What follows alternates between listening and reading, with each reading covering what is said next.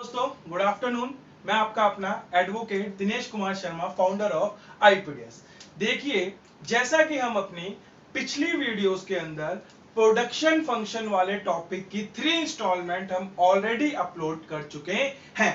आज हम उसकी पार्ट 4 के बारे में डिस्कस करेंगे, जिसकी रेलिवेंसी अपने आप में ही बहुत ज्यादा है। तो आज का जो हम टॉपिक डिस्कस करने जा रहे हैं बच्चों, उसका नाम है लॉन्ग रन प्रोडक्शन फंक्शन, या उसको दूसरे नाम से रिटर्न टू स्केल भी कहते हैं।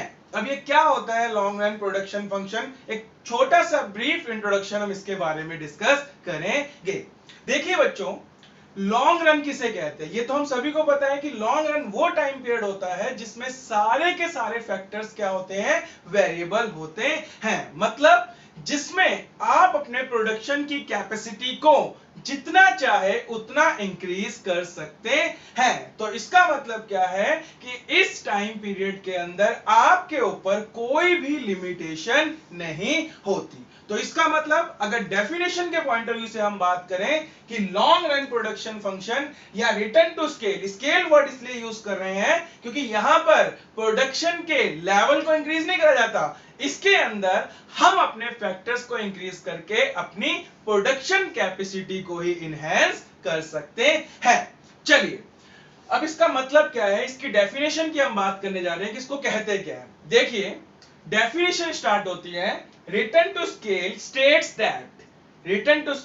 States that when in long run, मतलब जब लॉन्ग रन में we increase our all the factors, जब हम अपने सारे के सारे फैक्टर्स क्या करते हैं? इंक्रीज करते हैं, तो हमारे प्रोडक्शन की कैपेसिटी 3 स्टेज से गुजरती है। और वो 3 स्टेज कौन सी है?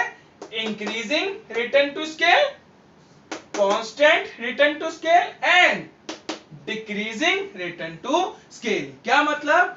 it refers या it state that when in long run all factors are variable, then our production capacities is vary in 3 levels. Number 1, increasing return to scale, number 2, constant return to scale, and number 3, diminishing return to scale. तो definition सभी बच्चों को समझ में आ गई होगी कि लॉन्ग रन प्रोडक्शन फंक्शन या रिटर्न टू स्केल का मतलब है कि जब सारे फैक्टर्स के साथ आप अपने सभी फैक्टर्स को इंक्रीज करते हैं तो आपके प्रोडक्शन की कैपेसिटी 3 स्टेजेस से गुजरती है। और इस टॉपिक की यही 3 स्टेजेस एग्जाम के पॉइंट ऑफ व्यू से भी बहुत ज्यादा इंपॉर्टेंट है।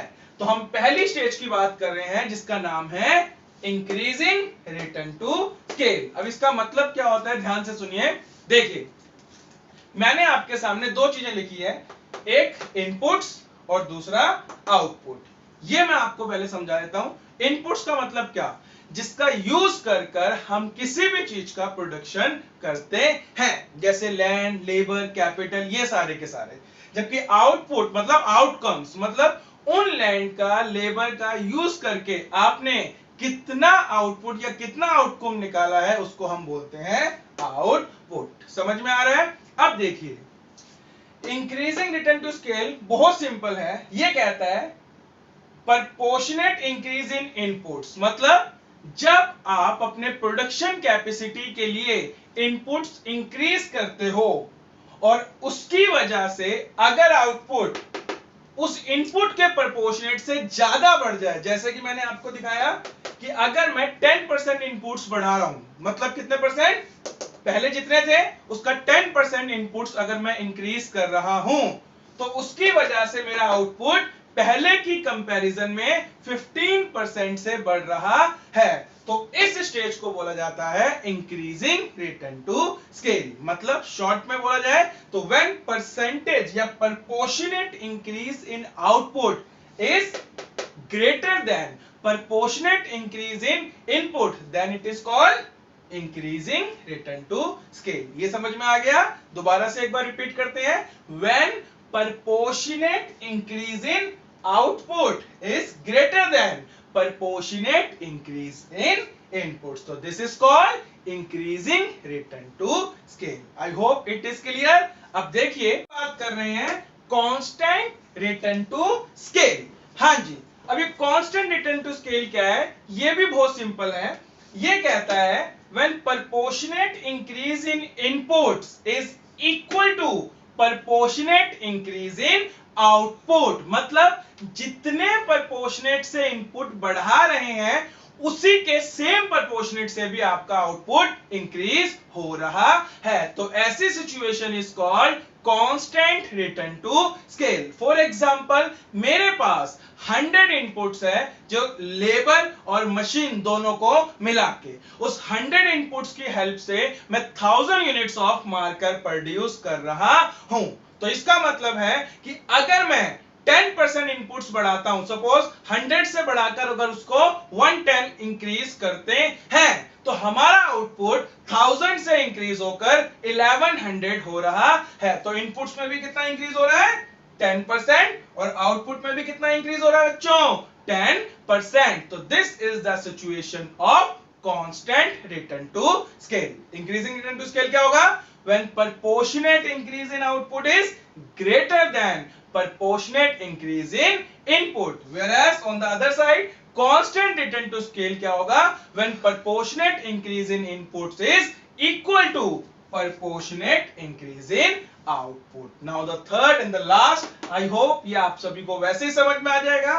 क्या, when proportionate increase in inputs means आपने inputs बढ़ाए, ऑब्वियसली बात है अगर मैं लेबर मशीन्स इंक्रीज करूंगा तो उससे आउटपुट भी क्या होगा इंक्रीज होगा, पर उसके कम प्रोपोर्शनेट से अगर इंक्रीज हो then this is the situation of decreasing या diminishing return to scale. Definition portion में बात करें, when increase in inputs is higher than increase in output, या दूसरे कॉन्टेक्स्ट में बात करें तो when proportionate increase in output is less than proportionate increase in inputs. तो समझ में आ रहा है तीनों stage, increasing proportionate increase in inputs is less than proportionate increase in output, या दूसरी तरफ से बोल लीजिए when proportionate increase in output is greater than proportionate increase in inputs.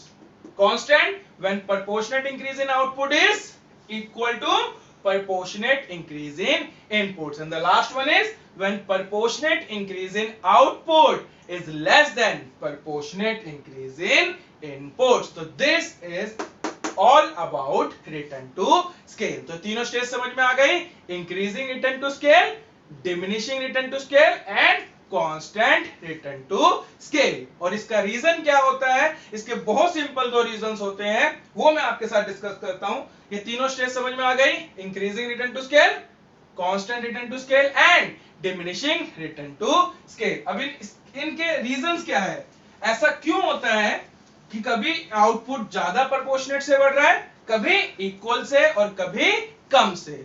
तो इसका सिंपल रीजन है इकोनॉमाइज and diseconomize of scale। अब ये क्या है, बहुत सिंपल है। इकोनॉमाइज का मतलब होता है बेटर यूटिलाइजेशन, अच्छे से यूटिलाइजेशन।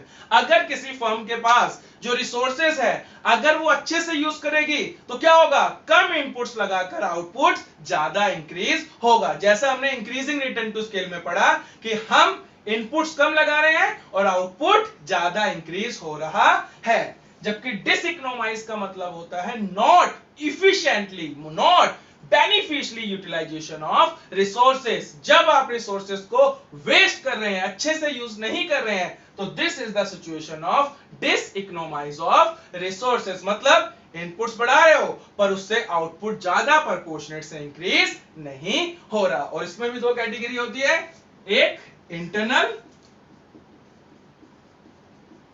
सॉरी और दूसरा एक्सटर्नल।